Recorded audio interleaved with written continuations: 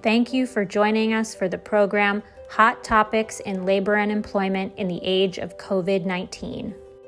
Our first speaker is Joan Cradden, a partner at Brodies in Scotland. Joan combines her experience as an employment lawyer in private practice with 3 years as in-house advisor at the Royal Bank of Scotland.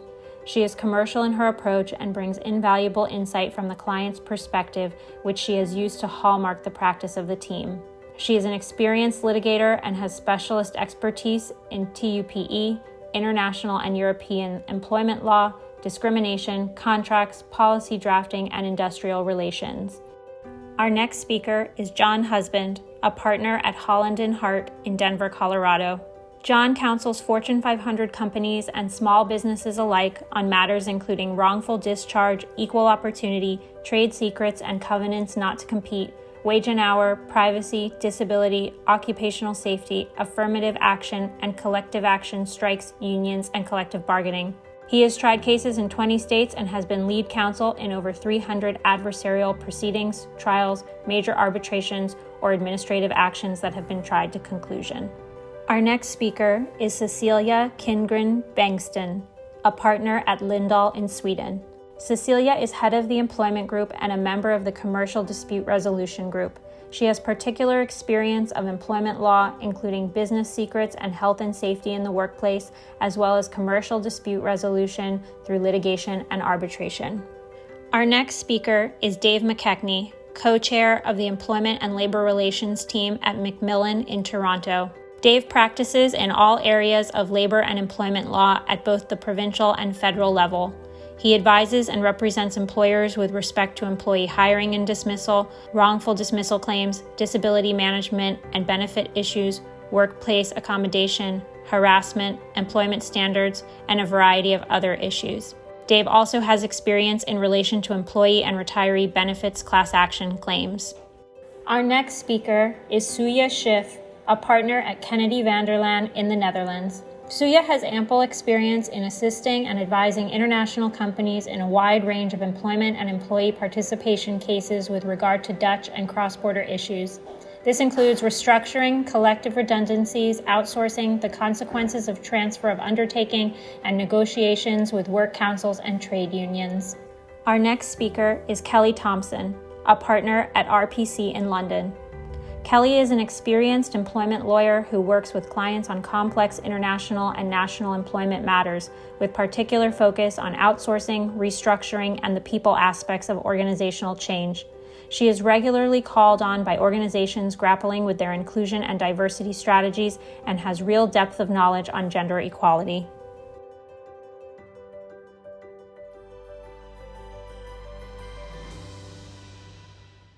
Hello and welcome to our first TerraLex Labour and Employment Practice Group webinar. I'm Joan Cradden, partner in Brodies in Scotland, UK, and vice chair of the practice group. Like everyone, we've been astonished by the power of video platforms to create connections across the world. As a practice group, we've been talking to each other and engaging more in the last few months than ever before. No suitcases or airplanes required, obviously. So we wanted to take the opportunity to share some of that with you. At our networking sessions, we often talk about the differences between jurisdictions, but in the virtual sessions that have taken place more recently, we find ourselves talking about challenges for employers that are common across the globe. I'm based in Scotland within the UK, as I said, and speaking with practice group members, I was struck by how easy it was to identify themes. So we're all worried about how employers' responsibilities for health and safety are likely to be amplified as a result of COVID-19. One small example, in the UK, we used to work on the basis that responsibility for health and safety started at the door of the workplace, and COVID has increased the chances of employers having some responsibility for employee safety when they're travelling to work. Following on from that, testing is becoming a theme of regular discussion between lawyers and, of course, data protection experts and clients. And we have established that in some jurisdictions, the ability to test isn't that straightforward. So the Netherlands is one example of that. In one jurisdiction, Sweden, employers haven't had to deal with formal lockdown at all. So for them, has anything changed? And for everyone, the management of virtual teams has become something that we all want to talk about. Virtual relationships are different, and they result in the need to engage in sometimes a more structured way, sometimes not. Some of us like it, some of us don't. We're not professional psychologists, but more and more we need our line managers to take personality types and individual responses to the crisis into account. Finally, we see a theme emerging in relation to employee engagement and the way in which we as employers are going to be relating to our employees in the new world. Do virtual town halls mean that employees feel closer to decision making or not? And how do we channel communication amongst employees and use that to develop and improve employee relations? So coming up are 5 short sessions from TerraLex practice group members from law firms in the US, Canada, Sweden, England, and the Netherlands, in which they will all share some observations about each of these themes. And we really hope you find it useful.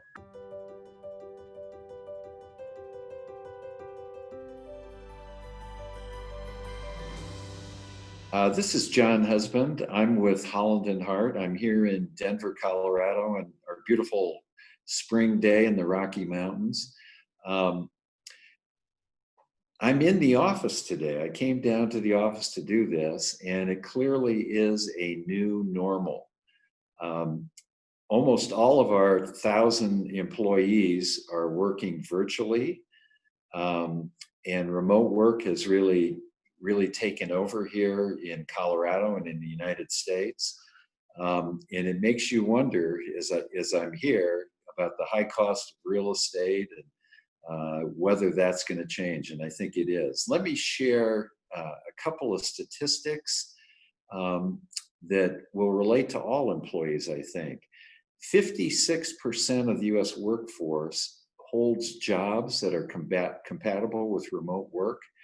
But right now, only 3.6% of the US workforce works at home half-time.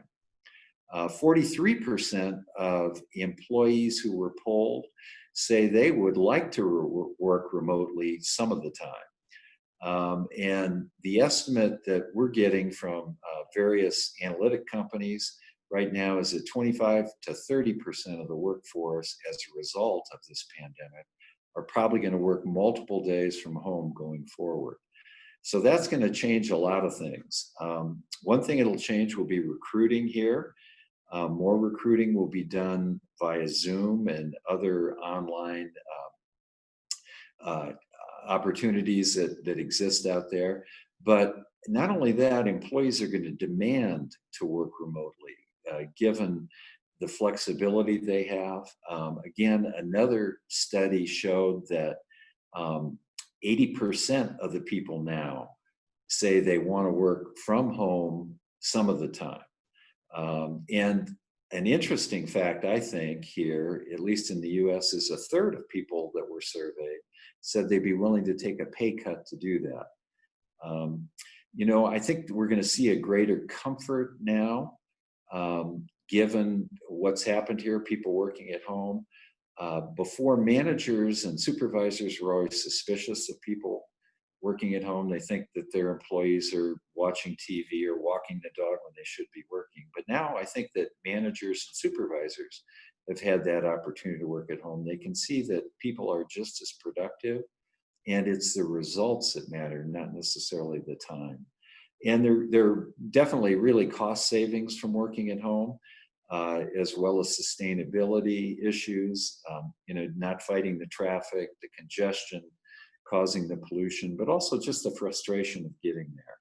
So I also think that we're going to see significant reduced business travel for lawyers as well as other people. Again, the same survey found that a company will save $11,000 a year by doing this. So turning to communication issues and employee engagement, it's clear that communication, as more people are working remotely, is going to become very critical. There's going to have to be a different nurturing environment in the workplace, I think, especially here in this country where people are very social and like to get together. Americans love big crowds. They love stadiums full of people. They love parades and everything else. And working remotely, you miss some of those opportunities. But you're going to have to communicate with employees what's expected, how decisions are going to be made, how the communication process will work, what progress is being tracked, what kind of feedback is going to be given. And there's, on top of all that, though, that's more group setting type things. We're going to need to have more individual attention. So supervisors are going to have to pay individual attention, make individual plans to make this all work. Employees are going to want to know, I think, 4 or 5 things as they come back to the workforce and as they work remotely. Can an employee refuse to work? If they refuse to come back, or if they're at work, can they say, no, I just don't feel safe here? There are a lot of laws involved in America. We have individual municipality laws, we have state laws, and we have federal laws. And each one of those may be different. So it's going to be different depending on the jurisdiction you're looking at, and they're all very important. But can an employee just refuse to come to work? The short answer is no. Here, at-will employment still rules. You can fire an employee for any or no reason, unless they have an employment contract or it violates some specific law. And there are very specific laws with, for example, concerted and protected activity. So if employees come back and one or more employees say, hey, we don't feel safe in this environment, it could be protected by the National Labor Relations Act, or an employee could say, hey, I have some underlying health condition. He or she could be protected by the Americans with Disabilities Act, where an employer would have to make a reasonable accommodation. But absent some special circumstance, employees can't refuse to work. If I go back, do I lose unemployment? That's a current topic. And again, that will depend on the local jurisdiction. But typically, yes, you do lose unemployment if you return to work. And under some of the federal statutes that have been passed to get us through this corona scare, you must take comparable employment if it's offered to you. Does my employer have to protect me is another question that people will ask and employers will ask. And yes, again, there are state and federal laws dealing with workplace safety issues. We have the Occupational Safety and Health Administration, OSHA as we call it. And one of the obligations is the general duty requirement that you must provide a safe workplace. So if employees don't feel safe, they technically have a reason not to work. And then I think the last thing employees will want to know is, what happens if I get sick? Am I protected? And again, that will depend a lot on the type of sickness, when it happens, but we've passed national legislation dealing with the corona, so there's some protection there for employees. And of course, employers have individual health plans and sick leave policies that the employees could come under. But all of that is by way of communicating these issues and getting employees engaged in the decision-making process, keeping them informed, letting them have a say. And enlightened employers do that. It is a challenge now with the remote working that we're all having, but as we come online, open communication is the key. Thank you.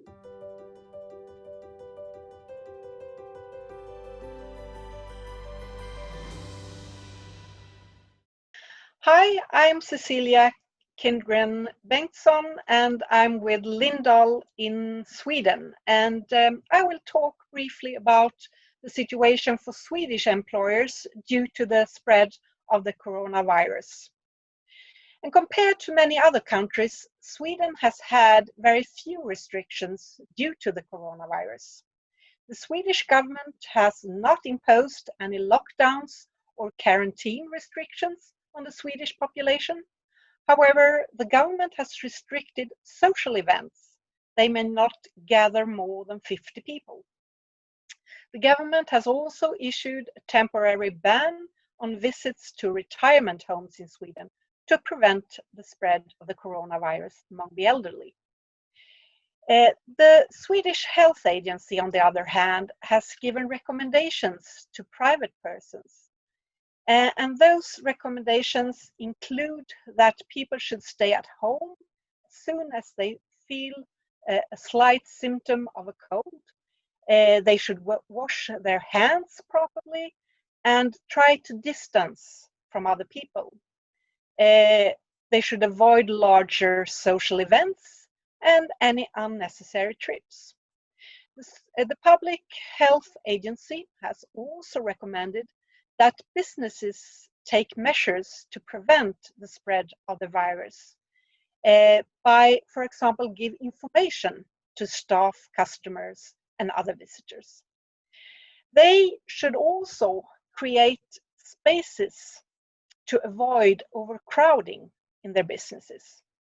They should encourage digital meetings instead of physical meetings, if that is possible, and they should offer staff, customers, and others hand sanitizers or alcohol gel and or the opportunity to wash their hands. In Sweden, an employer is responsible for the workplace environment. This means that the employer must regularly examine the working condition and assess the risks that the employees may suffer from illness, infections, or accidents at work. The employer shall also take measures that are necessary to prevent these risks. And this is, of course, especially important now in these days.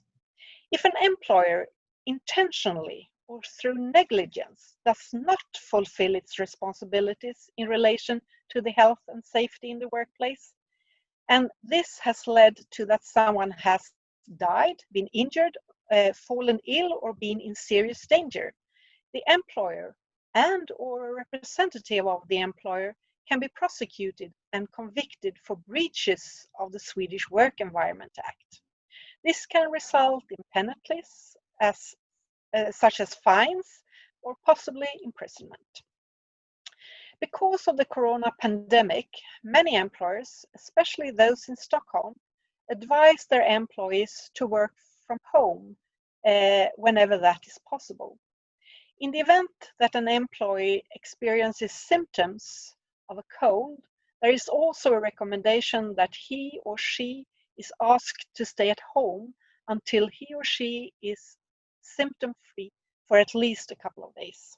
If an employee is sent home but is not on sick leave, the employer is still obligated to pay salary and other employment benefits provided that the employee is at the disposal of the employer. It should be noted that even if employees work at home, the employee is still responsible for the workplace environment. Therefore, it is important that the employers make sure that the home workplace functions in an appropriate way, and that the communication between the employer and the employee works well. It is also important to consider whether the employee has sufficient and adequate work equipment at home. For those employees who does not want to or cannot work at home, the employer must assess the risks that the employees may get ill or be affected in the workplace. The measures that employers may have to take varies, of course, depending on the type of business that the employer is in. It depends also on the work duties of the employee and how the workplace looks like in general. In workplaces where there is a high risk of infection or where an infection can lead to detrimental consequences, such as hospitals and retirement homes, more serious or advanced measures, like providing personal protective equipment, such as face masks, visors, and disposable gloves, are required. Whereas in other workplaces, measures such as providing hand sanitizers or alcohol gel and recommending employees to have digital meetings instead of physical ones may be quite sufficient. We have had clients who, as a precaution measure, have considered to introduce temperature checks for employees who enters their facilities. Measures such as these, which are to a high degree considered to affect the employer's personal integrity, requires union negotiations in Sweden. Unfortunately, we have also had examples in Sweden of employers who have not provided adequate personal protective equipment for staff who works with healthcare or in retirement homes. And this has resulted in employees and care recipients who have fallen ill or died as a result of infection of COVID-19.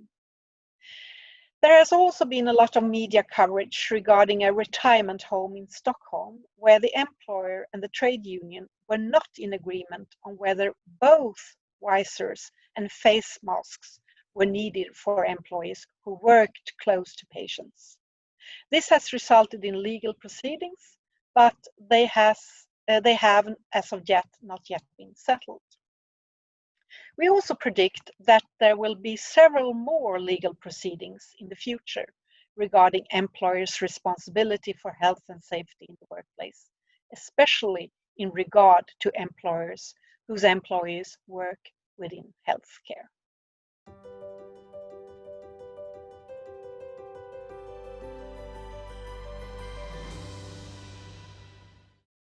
So I'm going to have a short discussion about some of the challenges in managing virtual teams, particularly as we transition through COVID-19 and teams continue to work remotely while some are coming back into the office. We've all had experiences of clients expressing frustration with working from home arrangements. We had a client recently discuss with us a concern that some employees were choosing to stay home rather than coming into the office, even though the office was able to operate. And the concern is one that we've all heard, which is that we don't know how effective they're being at home. We're concerned that they have kids or pets or other obligations that are interrupting their workflow, and they just didn't believe that the employees were being productive or responsive. When we're faced with these kind of questions, it's our obligation as lawyers to ask why. Why do you want the employee to come back into the office when we're right now in the middle of a pandemic and there are health and safety concerns? And we have to get used to asking those questions. Why were they thinking that the employees were not productive? What really is there evidence for that? Why did they want them to come into the office? These were not people who were on a production line. These were, office workers, finance workers, people who normally you would allow to sit in their computers and at their computers and in their cubicles and not wander around and monitor their activity on a day-to-day basis. So managing virtual teams poses both legal challenges and practical challenges, but they're not insurmountable. And there are three issues, I think, as employment lawyers we deal with. The first is hours of work. And it's important to recognize that just because somebody's working from home, the hours of work rules that are relevant in any jurisdiction still apply. So managers can and expect the same hours. They want the employees to work from 8:30 to 4:30, 9 to 5, whatever that previous schedule was. They can expect that that's the time that they'll be available. And our experience has been that this isn't the problem that most managers are facing. The problem is expecting greater availability. Setting up meetings, check-ins over lunch, not paying attention to breaks, and then sending emails or expecting responses at night simply because the person is at home and the assumption is that they're in front of their computer. Now, the overtime rules still apply. So if you're a manager and you're trying to set up a regular schedule with your employees, you also have to recognize that 4:30 cutoff time, just as they might get up to leave the office to go home, is the same time that they should be shutting their laptop and finishing their work for the day. Similarly, vacation and holiday rules still apply. So even though that the hours of work provisions still apply to everybody, it is also important to consider other employee challenges that are occurring, particularly in COVID-19. And that gets to the second main legal issue that we often face, which is accommodation. In our jurisdiction, Canada, we have pretty robust accommodation laws with respect to family status. And right now, most people are dealing with kids at home because the schools are closed. And a lot of statutes, provincial employment standard statutes, provide some exceptions for those employees who are working from home. and need to take care of childcare. Either they can't do the job just simply because of their time commitments, in which case there's a leave available for that, or they do need accommodation, some flexible work hours. And good managers are going to be responsive to that, while at the same time understanding sort of the limits and recognizing that we still have a business to run and we still need to make sure that the work gets done.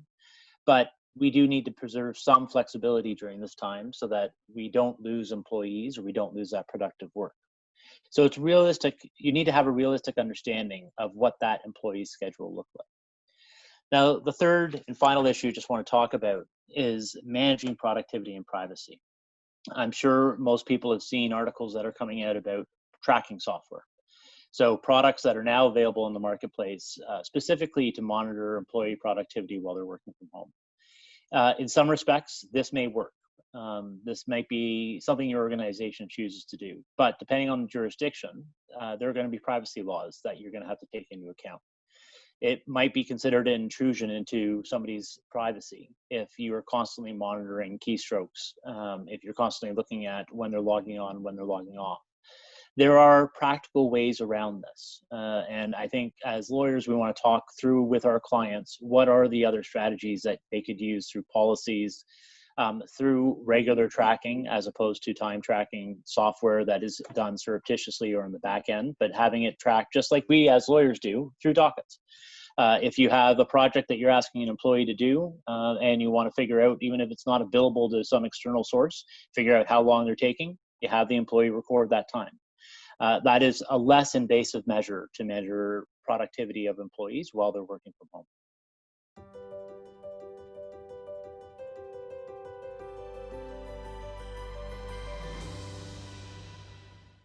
Welcome everybody. My name is Soo-ja Schijf from the law firm Kennedy van der Laan in Amsterdam. And I'm here to talk today about corona testing by employers in the Netherlands. And in particular, the position of the Dutch Data Protection Authority in this respect. First of all, I can say this has led to a lot of fuss in the Netherlands over the past couple of months. And it basically started, which I can give as a short intro to you, on the 23rd of March, because the Dutch authority basically expressed that the normal principle that they apply of testing employees, which is not allowed in the Netherlands, so they're not allowed to process medical data of employees, that they were going to make an exemption for people who work in the healthcare sector, which was basically a little bit in line with the governmental announcement that were being made. But to our surprise, 4 days later, on the 27th of March, this message was deleted from their website again, with no further statement why that has happened. And then 1 month later, the Dutch Data Protection Authority came with a formal statement by their head of the authority, Aleid Wolfsen.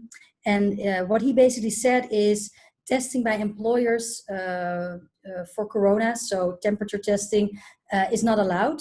And he also expressed that in case employees would do that, and he said, I have heard, well, messages from society and from employees that is happening now in practice. He said, well, anybody who violates that rule will be dealing with possible penalties, because he basically stated, to quote him, we do not want Chinese practices here in the Netherlands whereby the employer is able to have access to medical data of employees.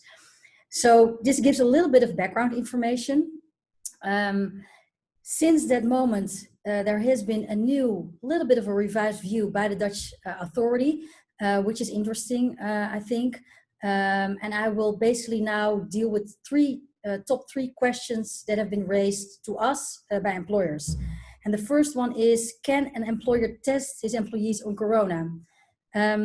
So like I said, until the end of April, with the statement of the Dutch authority, the position was, no, that is not possible. The only one who is allowed to do testing on behalf of the employer is the company doctor. And in the Netherlands, it's basically a third party who is allowed to, who has medical background and who's allowed to ask for medical data of the employee and to have contact with the employee about his medical data. And that position has led to a lot of criticism here in the Netherlands, simply because employers said, yeah, but in practice, how should I deal with this? Because from a legal perspective, I must comply also with the Dutch Working Conditions Act, which impose on me as an employer that I must comply with the health and safety measures and must provide a safe working environment for my employees. And on the other hand, they said it also could lead to practical issues because a company doctor is not always available. Let's say for companies who are operating 24/7, it's not like you always have a company doctor there at the workplace. So basically, what has happened, I think personally, with the pressure that came from employers, but also from a lot of other experts, basically, that the Dutch Data Protection Authority has changed their view and they nuanced it a little bit. And basically, what they now said, and that is the current status of it, is that the testing of temperature of employees is allowed. None of the results will be processed, so it will not be kept, it will not be forwarded, it will not be recorded anywhere. If that is the case, then the Dutch authority says, okay, then it falls outside of the scope of our mandate that we have, and it falls outside of the scope of GDPR. And the other requirement that they said is the result of the temperature testing cannot be linked to something else. So, for example, to an employee who has a company card to get access to the facilities or the premises, to get a green light. If that is the case, then it would already be that the data is used and processed, and therefore GDPR will be applicable, and then it is not allowed for an employer to do so. And that brings me basically to the second question, because then employers ask, okay, but if we have to deal with that position of the Dutch authority, if we ask employees for their consent to take temperature tests, to do temperature testing, and also to record it, can I do it? Well, the statement of the Dutch authority is very clear in that respect.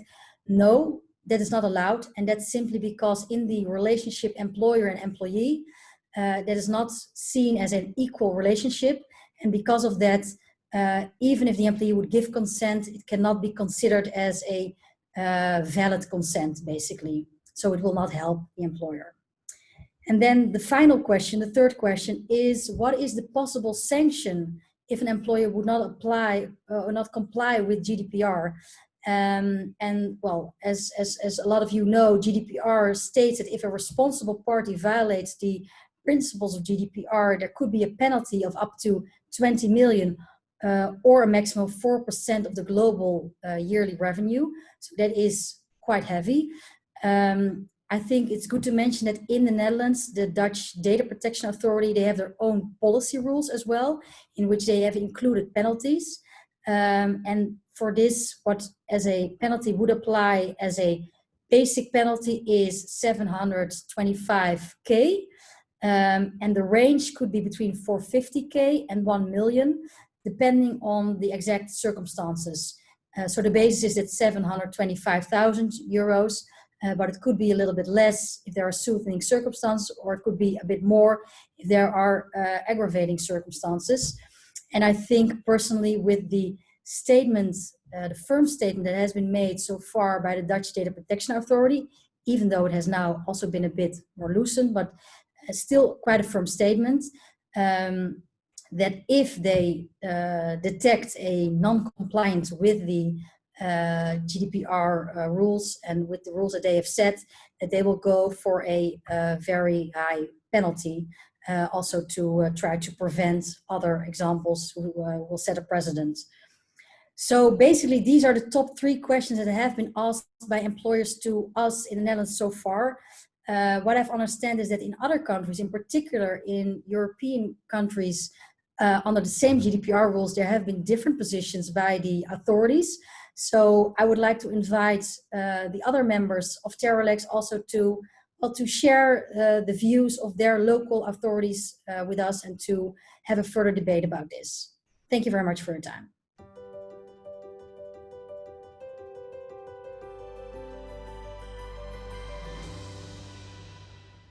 Hi everybody, I'm Kelly Thomson at RPC in London.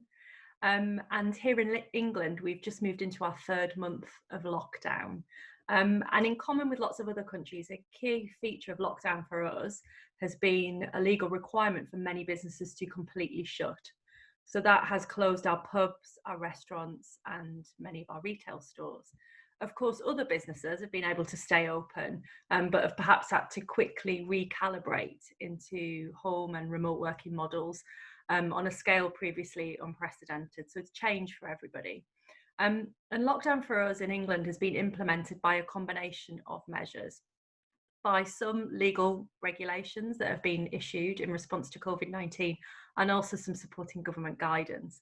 And the government guidance has been plentiful and regular. And as poor employment lawyers here are getting very used to new rules arriving on a Friday night, on a Sunday, and perhaps worst of all, at the start of a long public holiday weekend. And over the weeks, as well as this guidance, there have been a number of amendments made to the COVID-19 legislation that was issued early on in the pandemic. And a lot of those amendments over the weeks have expanded the lists of businesses which are permitted to open. And that's included, much to the delight of a nation that loves to potter, the reopening of garden centres a few weeks ago. But to date, those changes have been fairly conservative with a small c, and certainly incremental, until recently, when we saw quite a profound shift in our government's rhetoric. So rather than guiding us all to stay at home, to protect the National Health Service, we're now being told to stay alert and to restart the economy. So because of that quite important change in emphasis, lots of businesses that we're working with are starting to look in much more detail at reopening their workplaces and what they need to do in order to make them safe. And they're finding that this is a cultural and a legal minefield for a number of different reasons, which I'll briefly touch on. First, it remains the case that it's illegal in England for any individual to leave their home without reasonable excuse. We know from the legislation that a reasonable excuse includes going to work if you cannot work from home. But what we don't know is who can reasonably work from home and who can't, and how much does that stretch beyond those jobs that are quite obviously necessarily only done in the workplace. And secondly, even if you've got an individual employee who has a reasonable excuse to come to work because they can't possibly work from home, that doesn't mean their employer is allowed to reopen the workplace and let them in. First and foremost, they obviously can't reopen the workplace if they remain prohibited from doing so under the COVID-19 legislation. And as I say, that list is only incrementally amended for the time being and still includes a lot of prohibited businesses. But even once an employer is allowed to open, they can only do that once they're satisfied their workplace is COVID-19 secure. And this idea of COVID-19 security is in large part a specific application of our pre-existing health and safety legislation in England. And under that law, each employer has to do all they reasonably can to set up a system of safe work and ensure that that system is implemented. So that means that before opening, all of our employer clients are undertaking a COVID-19 risk assessment for each of their workplaces. They're also having to consult with their people about that, and they have to publish their risk assessment on their website. So quite a lot of work. What exactly they have to put in place will vary wildly by sector, by employer, even by building configuration. And there are some obvious workplace safety related systems that will apply in most organisations, including social distancing measures, proper facilities and equipment for workplace and personal hygiene. But beyond that, the government has also quite helpfully issued 8 sector-specific guides which help organisations to make themselves COVID-19 secure. But part of their assessment will also be looking at which roles actually need to be done on site, because even once they're allowed to open, the government's guidance is still very clear that the expectation is on-site roles will be minimised as much as possible. So I think the sheer number of workplace guides and existing law alone illustrates that this is a complex issue, which is difficult to translate into comprehensive guidance that would apply across the piece. Employers, understandably, are looking for certainty, but in reality, they won't get that certainty from government. Instead, what they're each having to do is to take advice and also to make their own plans on how best to ensure the health, safety and well-being of their people and their customers in the context of COVID-19. And the risks of getting it wrong are broad and serious. They include the possibility of employers having a workforce who has the right not to work because they reasonably believe they're in what's called serious and imminent danger. There's potential employment claims, including the risk of discrimination.